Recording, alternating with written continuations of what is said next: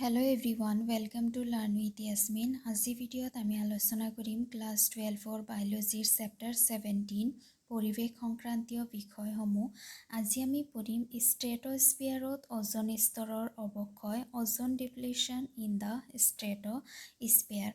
এতিয়া ওজন যিটো আছে ওজনৰ বিষয়ে, ওজন স্তৰৰ অৱক্ষয়ৰ বিষয়ে তোমালোকে আগৰ শ্ৰেণীসমূহতো পাইছা। একাদশ শ্ৰেণীৰ ৰাসায়ন বিজ্ঞান কিতাপত স্তৰৰ যিটো ওজনৰ বিষয় আছে সেই বিষয়ে জানিছা।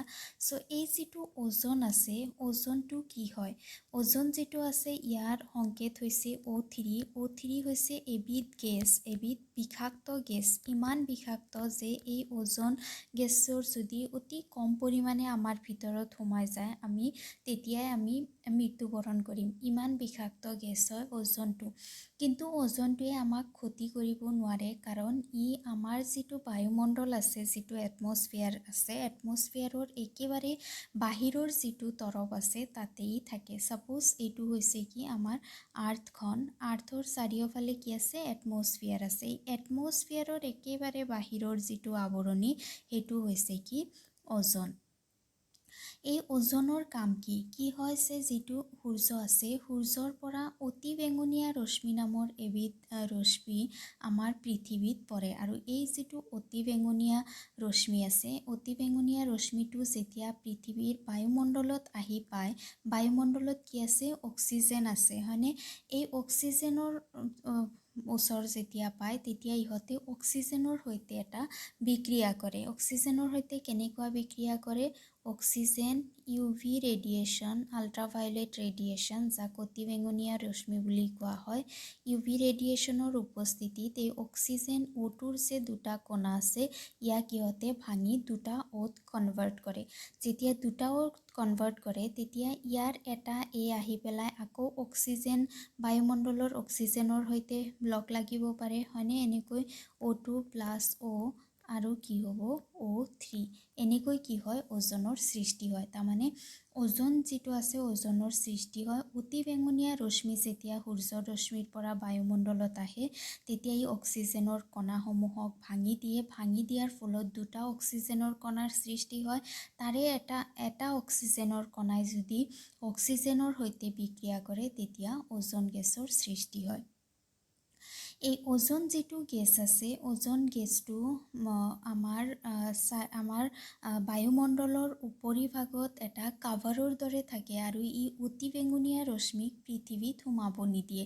কাৰণ সূৰ্যৰ পৰা অহা যিটো অতি বেঙুনীয়া ৰশ্মি আছে সেইটো উদ্ভিদ আৰু প্ৰাণীৰ কাৰণে যথেষ্ট ক্ষতিকাৰক হয়। ই উদ্ভিদসমূহক ধ্বংস কৰি দিব পাৰে, আৰু ই যেতিয়া মানুহৰ দেহত যদি সোমায়, মানুহৰ সংস্পৰ্শলৈকে আহে তেতিয়া মানুহৰ ছালৰ ৰোগ, কেঞ্চাৰ আদি সৃষ্টি কৰি দিব পাৰে। সেইকাৰণে এই যিটো ওজনৰ তৰফ আছে, ওজনৰ তৰফটোৱে কি কৰিছে? পৃথিৱীখনক এই অতি বেঙুনীয়া ৰশ্মিৰ পৰা প্ৰটেক্ট কৰিছে, ৰক্ষণাবেক্ষণ দিছে।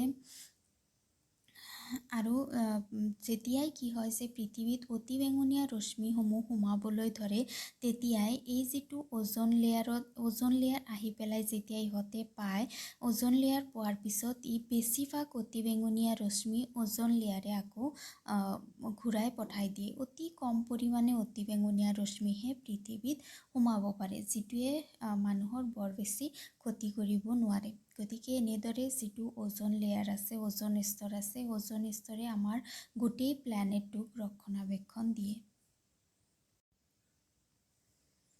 আমি ওজনৰ বিষয়ে এটা ব্ৰিফ ডিছক্ৰিপশ্যন পালোঁ। ওজন কি হয়? যদিও এটা বিষাক্ত গেছ হয়, ই আমাক অতি বেঙুনীয়া ৰশ্মিৰ পৰা কেনেকৈ ৰক্ষণাবেক্ষণ দিয়ে, ওজন কেনেকৈ সৃষ্টি হয়, গোটেইখিনি পালোঁ। এতিয়া ওজন স্তৰৰ অৱক্ষয় মানে কি? এণ্টাৰ্কটিকাত কি হৈ আছে? যিটো ওজন স্তৰ আছে, ওজন স্তৰটো লাহে লাহে পাতল হ'বলৈ ধৰিছে। পাতল হোৱাৰ কাৰণ কি? আমি দৈনন্দিন জীৱনত বহুত এনেকুৱা ধৰণৰ বস্তু ব্যৱহাৰ কৰোঁ যিবোৰৰ কাৰণে আমাৰ যিটো ওজন স্তৰ আছে সেইটোৰ অৱক্ষয় হ'বলৈ ধৰিছে। যেনেকুৱা আমি ৰেফ্ৰিজাৰেটৰ ইউজ কৰোঁ, এয়াৰ কণ্ডিশ্যনাৰ, ফায়াৰ এক্সটিংগুইশ্বাৰ, তাৰপিছত শ্বেভিং ক্ৰীমছ, এইবোৰৰ পৰা এবিধ গেছ নিঃসৰণ হয় যাৰ নাম হৈছে ক্লৰ'ফ্ল'ৰ'কাৰ্বন। এই যিটো ক্লৰ'ফ্ল'ৰ'কাৰ্বন আছে, এই ক্লৰ'ফ্ল'ৰ'কাৰ্বনত ক্ল'ৰিন ক্লৰিন থাকে। ক্লৰিন এটা অতি পাতল গেছ হয়, গতিকে ই অতি সোনকালে ওপৰৰ ফালে গুচি যাব পাৰে। ওপৰত মানে ক'ত য'ত বায়ুমণ্ডলৰ চাৰিওফালে ওজন লেয়াৰ আছে তালৈকে গুচি যায়। গুচি যোৱাৰ পিছত ইহঁতে তাতে গৈ পেলাই এটা বিক্ৰিয়া কৰে। বিক্ৰিয়াটো হৈছে এনেকুৱা ধৰণৰ, এইটো হৈছে ক্লৰিনে ওজনৰ সৈতে বিক্ৰিয়া কৰি পেলাই ClO+O2 সৃষ্টি কৰে। তাৰমানে ইয়াতে কি হ'ল যে ওজন যিটো আছে সেইটো ClO আৰু O2 লৈকে কনভাৰ্ট হ'ল। তাৰমানে তাত সেই নিৰ্দিষ্ট ঠাইৰ যিটো তোমাৰ ওজন স্তৰ আছে সেইটো কি হয় এনেদৰে লাহে লাহে পাতল হ'বলৈ ধৰে।